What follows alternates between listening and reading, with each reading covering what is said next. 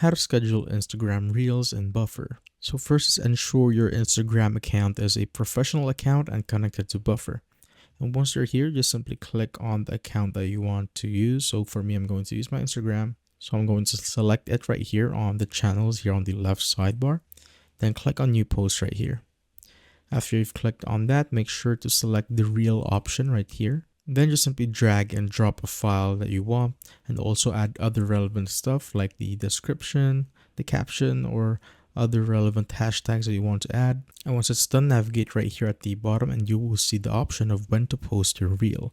So if you click on that, there are 4 options that you could choose from. So first is next available, after that is prioritize, then the now option, and the last one is the set date and time. So for the set date and time, you can choose a specific time to post, which we want to schedule our reel.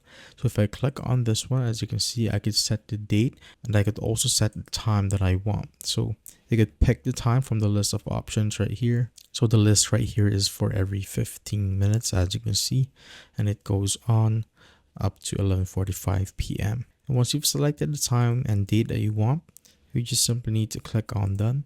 Then click on schedule post right here to basically schedule your post. And that is how you basically schedule Instagram Reels in Buffer.